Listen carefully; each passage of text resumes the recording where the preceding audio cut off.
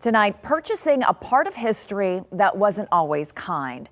The San Antonio African American Community Archive and Museum now owns spaces downtown where Blacks could not eat or shop. In tonight's Together We Rise, KENS 5 anchor Marvin Hurst shows us the transformational plans. For a moment, the key to a dream would not turn. Is it the right key? Then, with anxious onlookers recording a pivotal moment for Blacks in San Antonio, everything opened up. Got it. Here we go. This wasn't a Deborah vision.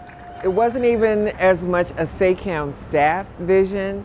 It was a collective community vision, and that's what makes this space so special.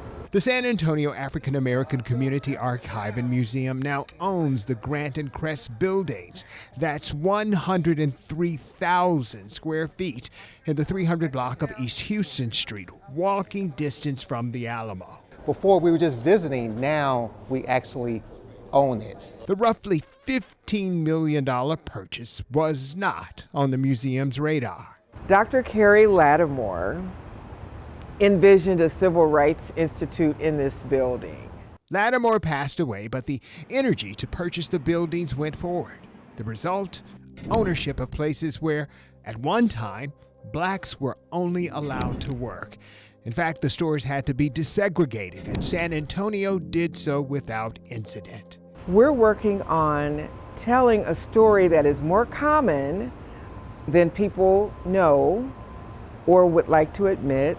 Renderings for the project reveal a multi-level museum unique to the San Antonio landscape. A basement with classrooms and a 12-room boutique hotel on the top floor. It will be a space where you can engage in your story. You can engage in the experience. It will be a safe space. It'll be a space that celebrates excellence. It will be a space of joy, of peace. The entryway is open and there's a large digital display.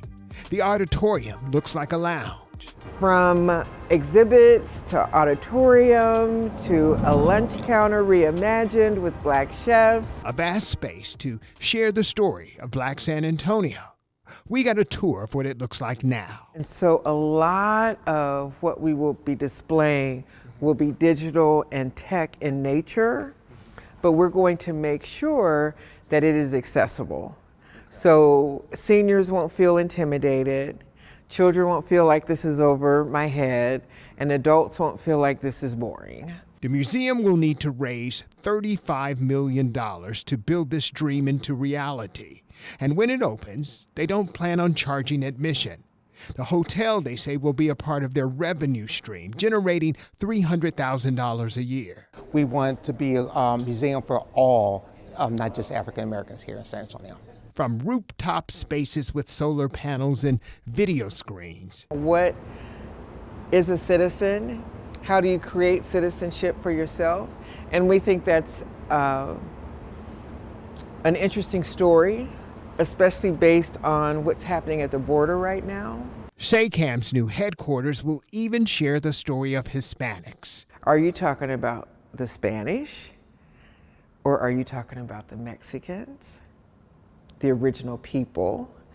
Hispanic was a term that basically was put in by the Supreme Court to determine a race. If you were Hispanic, and you can even see on demographics now, you could then be considered white.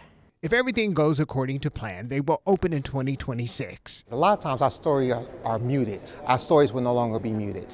In a place where Blacks were once restricted, it's now real estate they call home. Marvin Hurst, KENS 5. And you can check out other Together We Rise stories on KENS5.com.